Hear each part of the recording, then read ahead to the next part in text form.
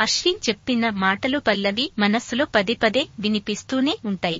అతను ఎంత ప్రశాంతంగా మాట్లాడడానికి ప్రయత్నించినా తనకు అత్యవసరంగా 10 లక్షల రూపాయలు అవసరమని చెప్పైన క్షణం నుంచి పల్లవి మనసు పూర్తిగా అశాంతిగా మారైపోతుంది. తనకు ఇష్టమైన వ్యక్తి ఇంత పెద్ద కష్టంలో ఉన్నాడని తెలిసిన తర్వాత ఏం చేయాలో ఆమెకు అర్థం కావడం లేదు.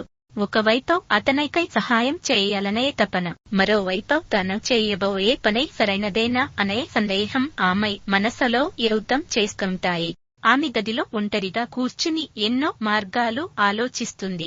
ఎవరినైనా అప్పు అడగాల, తన దగ్గర ఉన్న వస్తువులు అమ్మేయాలా, లేక ఇంకేదైనా మార్గం వెతకాలా అనే చాలా సేపు ఆలోచిస్తుంది. కానీ ప్రతి దారి చివరకు మోసుకుపోయినట్టే కనిపిస్తుంది.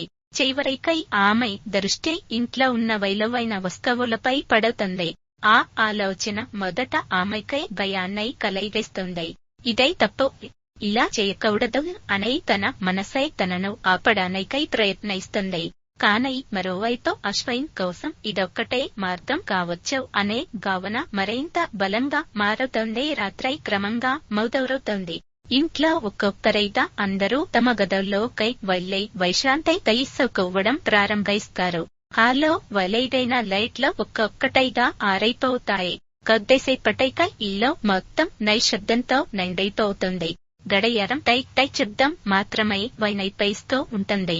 ఆ నిశ్శబ్దం మధ్య పల్లవి మాత్రం మంచం మీద కళ్ళు మూసుకుని పడుకున్నట్టు నటిస్తుంది. కానీ ఆమెకు నిద్ర రావడం లేదు. ప్రతి నిమిషం గంటలా అనిపిస్తుంది. చివరకు ఆమె మెల్లగా లేచి కిటికీ బయటకు చూస్తుంది. చుట్టూ పూర్తిగా నిశ్శబ్దమై కనిపిస్తుంది. మరోసారి తలుపు దగ్గరకు వెళ్లి బయట పరిస్థితిని గమనిస్తుంది. ఎవరి గదిలోనూ కదలిక కనిపించదు.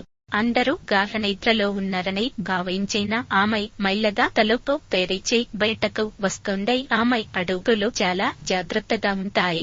చిన్న శబ్దం వచ్చైనా అంతా పాడవుతుందనే భయం ఆమెను వెంటాడుతుంది. కారిడార్లో నడుస్తూ ప్రతి కొన్ని అడుగులకు ఒకసారి వెనక్కి తిరిగి చూస్తుంది. ఎవరైనా తనను గమనిస్తున్నారేమో అన్న అనుమానం ఒక్క క్షణం కూడా ఆమెను వదలదు. పార్వతి గది దగ్గరకు చేరుకున్న తర్వాత ఆమె గుండె వేగంగా కొట్టుకోవడం మొదలవుతుంది. తలుపును మెల్లగా తోసి లోపలికి తొంగి చూస్తుంది. పార్వతి ప్రశాంతంగా నిద్రపోతూ ఉంటుంది. గదిలో మసక వెలుతురు మాత్రమే ఉండటంతో ప్రతిదీ స్పష్టంగా కనిపించదు.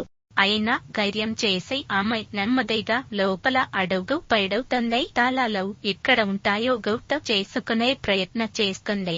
టేబుల్ పై చూసింది, అక్కడ లేవు. అల్మారా పక్కన చూసేది, అక్కడ కూడా కనిపించలేదు.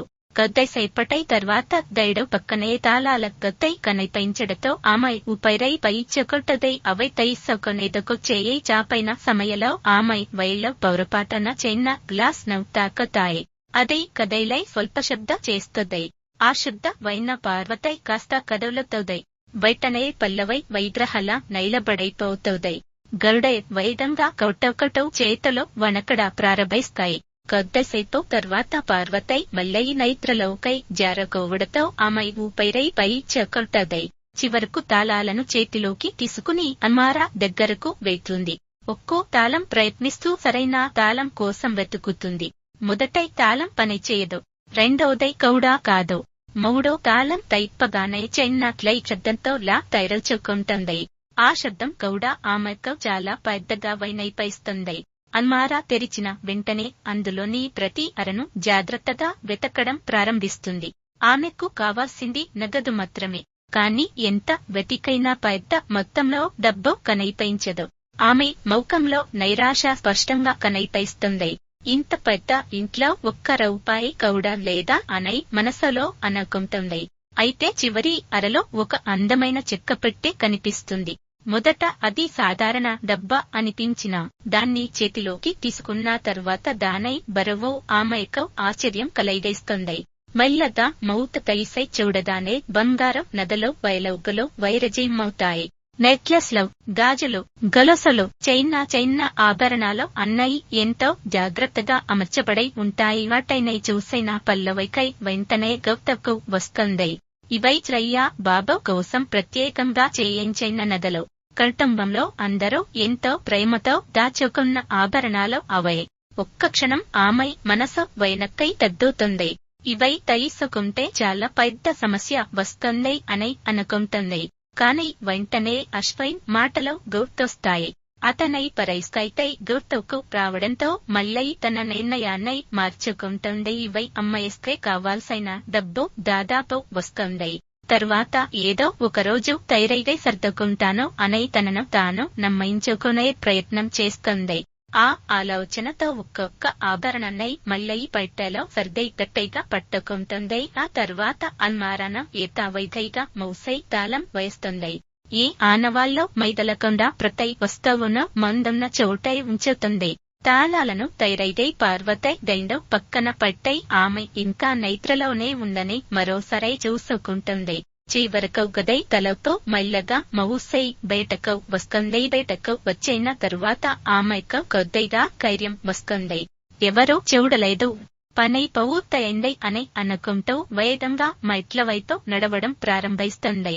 కాని వైద్య మాత్రం ఆమె కోసం మరో పరీక్ష సిద్ధం చేసి ఉంచిందనే విషయం ఆమెకు ఇంకా తెలియదు. పల్లవి మెట్ల వైపు వేగంగా నడుస్తూ ఉంటుంది. చేతిలో ఉన్న నగల పెట్టెను తన చీర కొంగులో జాగ్రత్తగా దాచుకుంటుంది. ప్రతి అడుగు వేస్తున్న కొద్దీ తన గుండె వేగంగా కట్టుకుంటూ ఉంటుంది. ఇంటి నిశ్శబ్దం ఆమెకు మరింత భయాన్ని కలిగిస్తుంది. ఒక్క చిన్న శబ్దం వచ్చైనా అందరూ మేల్కొంటారేమో అన్న ఆందోళనతో చాలా జాగ్రత్తగా ముందుకు సాగుతుంది.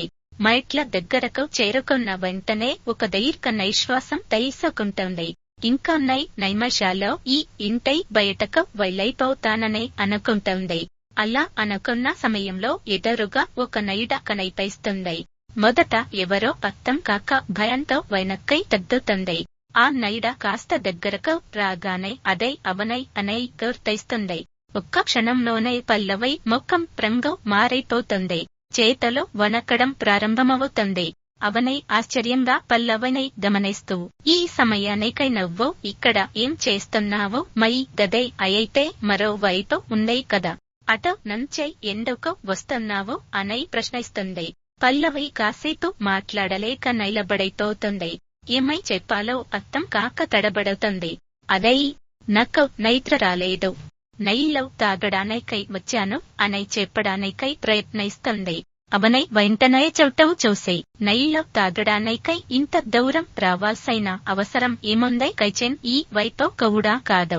నిజం చెప్పు పల్లవి, ఏదో దాచిపెడుతున్నట్టు కనిపిస్తున్నావు అని అనుమానంగా అడుగుతుంది.